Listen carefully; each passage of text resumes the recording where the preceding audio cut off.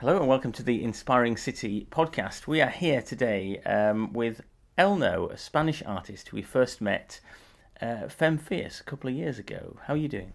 Hello, I'm really good, thank you. How are you? I'm not so bad. And we've just been recording a cool little segment, haven't we, for a Femme Fierce documentary, and that's why we're here. We're sitting in your studio. We've got art on the walls and reminiscing about those heady days at Femme Fierce. Do you remember that a couple of years ago? Do you remember what you painted? Yeah. I remember I painted this character with green hair and close to Rochelle. It was really amazing experience for me. It was the beginning of all this passionate life in London, where I can meet a lot of artists and I remember my memories are good. I don't have any bad memory about that.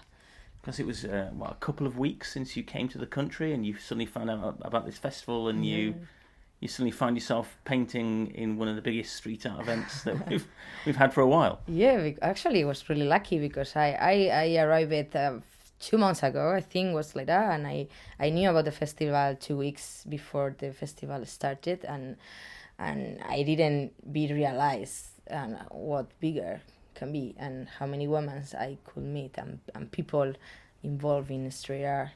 And it was amazing. My language was horrible, so I didn't know anyone in London.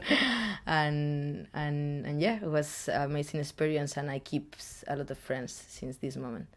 So what brought you over to England in the first place from Spain? Sorry?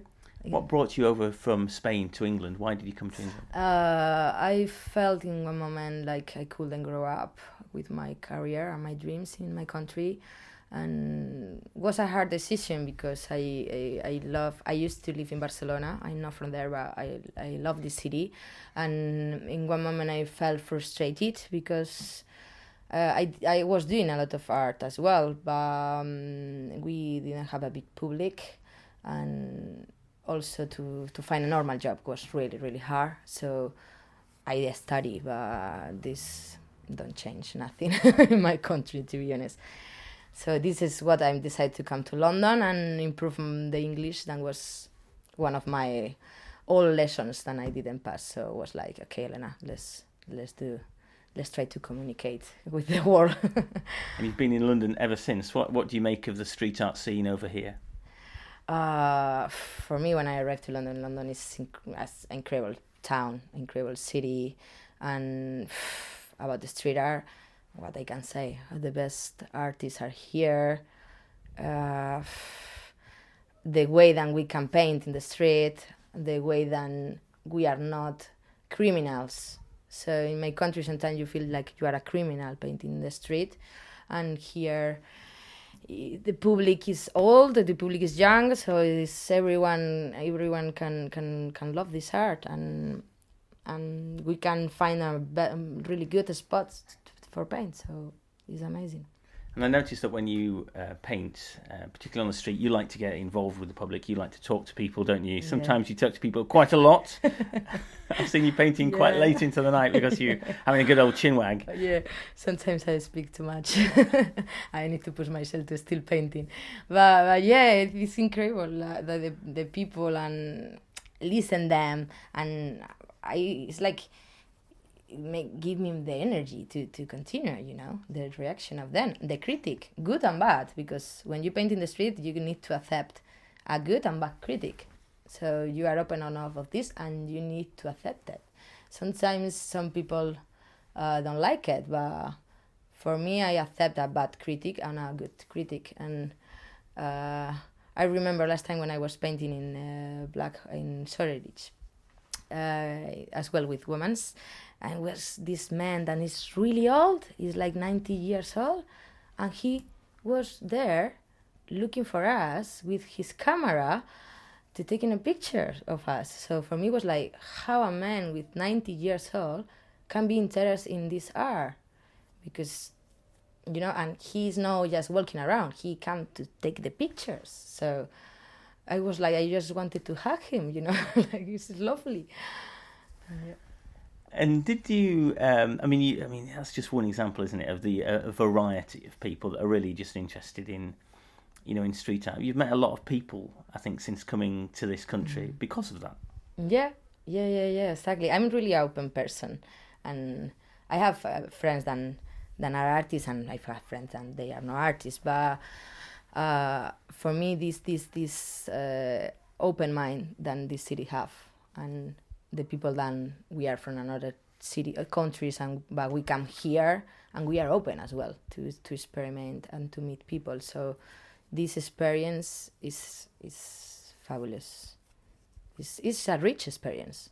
So I love this sentence that is, I don't have money in my pocket, but I'm rich here, and this is what you need to feel. And looking at your art, so I mean, it's quite vibrant, isn't it? That you do a lot of sort of quite Aztec-y looking characters. I don't know how best to describe it. It's probably the worst description ever. Yeah. But you use colour quite a lot as well, don't you? Colour's very, very important in your art. Tell me a bit about how you use colour. I think that I am starting to use more color these last years because my illustration is a bit more dark. I love ink as well. But I this character need colors, and it is this imaginary and fantastic world, and I have a bit like tribal mixing with Peter Pan world, I don't know, it's this kind of my imaginary kid and child world that I don't want to lose never. And the colors, I think all the colors express something different. So this mix and the contrast of the colors is important in my last pieces. And which colours are important? Which is important at the moment, for example? Blue. Yeah, now I'm really blue. Because blue for me describes if you are more thinking with your mind, or you are following more your thoughts, not your feelings. So sometimes I've been in a moment that my heart says something and my brain say another thing. And my mom always told me, like, you need to, in this case, when these two part of you are telling opposite ways the to brain do and it, the heart. yeah, you need to follow your brain. Because I'm really passionate person and really empathic person, and sometimes just if you don't think with your mind, you can go to the deepness, really, really easy. So, yeah, I think I'm thinking with my brain more than with my heart. And what colour would be the heart? Is that Yeah, red and pink as well. Because when I first met you in Femme Fierce, we spoke about that earlier in 2014, you were wearing pink. That was pink hair. Pink. Exactly. Pink. That was pink walls. You can know how I am with my hair color. Exactly. I was more pink. Pink for me is more, it's the passion, it's the crazy, it's you follow your feelings. But sometimes this is not good. So it's good to follow what you feel, but you need to think, because if not, sometimes you can be lost. And I was pink, and the last year I was blue. So I did a change. Well, thank you very much, Elno. And Elno's art and the work of Elno can be found on inspiringcity.com. Thanks so much. Thank you very much. See you soon.